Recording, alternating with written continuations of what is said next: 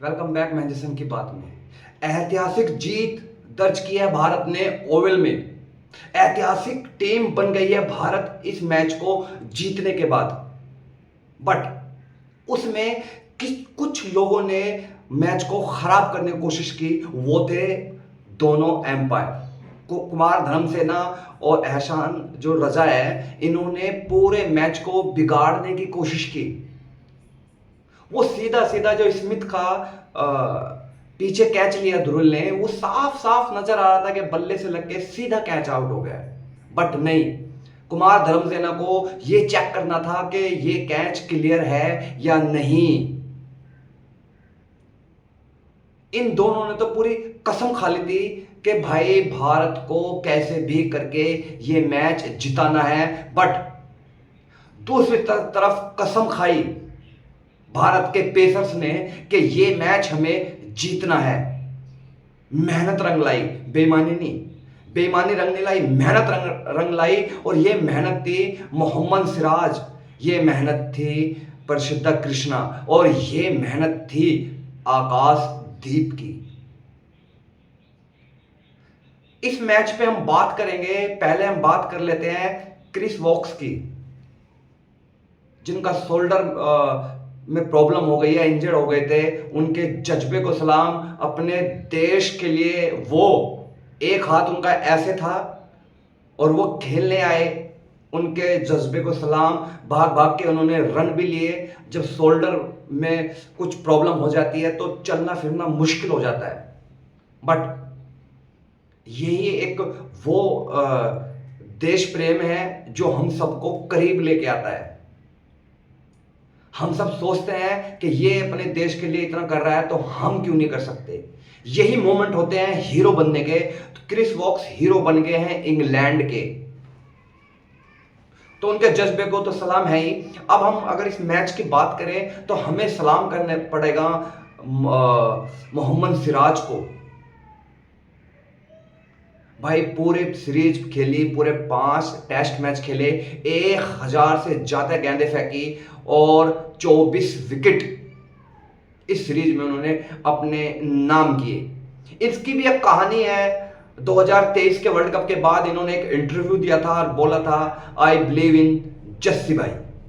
वहां से कहानी शुरू हुई और आज इन्होंने बोला आई बिलीव माई सेल्फ। तो 2 साल में मोहम्मद सिराज ने कितनी बड़ी कहानी बदल दी है। और ये हमें देखने को मिलता है उनकी फाइट स्पीड से, उनकी एनर्जी से। वो गेंद फेंक के जाते थे, वापस जाके फुल एनर्जी के साथ गेंद फेंकते थे। आज जब भारत ये मैच शुरू करता है तो कुछ लोगों को, चुनिंदा वो लोग थे जिनको उम्मीद थी कि भारत ये मैच जीतेगी, क्योंकि 35 रन कुल चाहिए थे और दूसरे ओवर में ही आते ही ओवरटन ने 2 चौके मार के बिल्कुल ऐसा हाल कर दिया था कि सब रोने लायक हो गए थे। बट वहां से शुरू होती है कहानी माई सेल्फ की। वो है मोहम्मद सिराज। मोहम्मद सिराज वहां से जेमी ओवरटन को कोर्ट बिहाइंड करवाते हैं और वहां से एक कहानी बदलती है और ये कहानी लिखी जाएगी भारत के इतिहास में एक सुनहरी जीत के साथ। क्योंकि ये मैच जीता, ये सबसे बड़ी खुशी की बात है। उससे बड़ी खुशी की बात यह है कि सीरीज भी 2-2 से बराबर हो गई है। नहीं तो अगर ये मैच हम हार जाते तो सीरीज भी हम गवा बैठते। और कम रन का हारने का दुख ये क्या होता है, ये हमसे पूछिए और अब फिलहाल इंग्लैंड वालों से पूछिए कि जो हम तीसरा मैच हारे थे 22 रन से, वो कितना दुख होता है कि इतने पास आके आप हार जाते हो। और वो भी जब क्रिस वोक्स, मैं जैसे बता रहा हूं कि उनके जज्बे को सलाम है। जैसे ऋषभ पंत भी अपने पैर में फ्रैक्चर तक खेलने आए थे, ऐसे ही क्रिस वोक्स भी अपने देश के लिए खेलने आए। बट चलो, वो अपने देश के लिए खेलने आए, बड़ी अच्छी बात है। हम उनको बधाई भी दे रहे हैं कि बहुत बड़ी बात कर रहे हैं कि आप इतनी खराब हालत में खेलने के लिए आए। बट जैसे मैं बोल रहा हूं कि हमें तारीफ करनी होगी मोहम्मद सिराज की, उनके जज्बे की, कि ऐसी लड़ाई उन्होंने इस टेस्ट मैच में लड़ी कि सबको औंधे मुंह घेर दिया। 35 रन और 4 विकेट से ये मैच शुरू होता है और 27 रन और 4 विकेट पे आके ये मैच भारत की तरफ मुड़ जाता है और इसके ड्राइवर बनते हैं मोहम्मद सिराज। सिराज ने डिसाइड किया ड्राइविंग सीट पे बैठ के कि ये मैच मैं भारत की तरफ लेके जाऊंगा और उन्होंने गाड़ी मोड़ दी भारत की तरफ। और इन 4 विकेटों में 1 विकेट का योगदान प्रसिद्धा कृष्ण का भी है, उन्होंने भी क्या शानदार बोल्ड किया। इन दोनों ने मैच ही खत्म कर डाला, प्रसिद्धा कृष्ण ने और मोहम्मद सिराज ने। 9 विकेटें इन्होंने मिलाकर ली और टोटल 10 विकेटें भारतीय पेसर्स ने ली। सबसे अच्छी बात यह है इस मैच की, बहुत सवाल पूछे गए थे शुभमन गिल से इस टेस्ट मैच सीरीज शुरू होने से पहले, उन्होंने सबका जवाब दिया। टॉप रन गेटर रहे इस सीरीज के, 750 से ज्यादा रन, आई थिंक 4 या 5 शतक लगाए हैं उन्होंने, ठीक है, और सीरीज भी 2-2 से बराबर कर दी है। अब बहुत सारी चीजें इसमें शुरू होंगी कि भाई कौन तो वो स्टार थे जो इस सीरीज में बने और वो कौन थे जिनकी लंका लगेगी इस सीरीज के बाद। उस पर भी हम बात करेंगे कि वो कौन से प्लेयर होंगे जो आप शायद ना दिखाई दे भारत के अगली सीरीज में, ठीक है। बट बहुत बहुत मुबारकबाद भारतीय टीम को कि इस जज्बे के साथ खेली।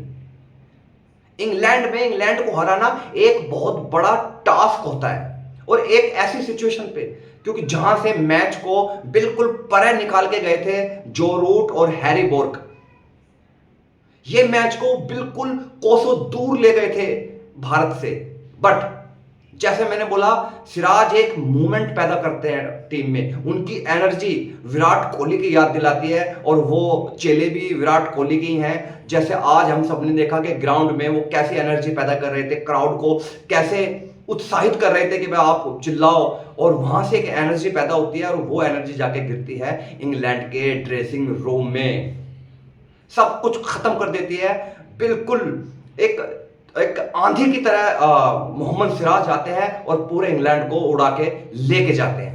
ये होती है जज्बा, ये होता है एक खेल स्पिरिट।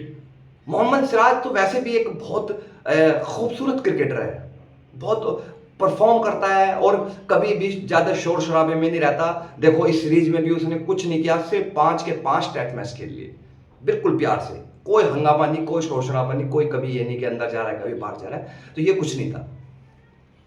ये टारगेट वैसे भी उसके लिए इंग्लैंड के लिए मुश्किल होने वाला था, बट इसको थोड़ा सा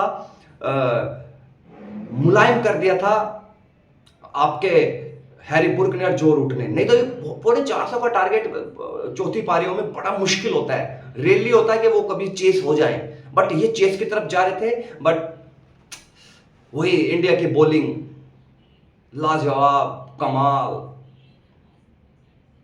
शाबाश, छा गए आप, खत्म, बाकी सब खत्म थे, सिर्फ और सिर्फ इंडिया की बॉलिंग नजर आ रही थी पूरे ग्राउंड पे। सुमन गिल ने यह साबित कर दिया है कि वो एक अच्छे क्रिकेटर नहीं है, एक अच्छे कैप्टन भी है और भारत को बहुत टाइम तक ये अब सर्विस अपनी देते रहेंगे।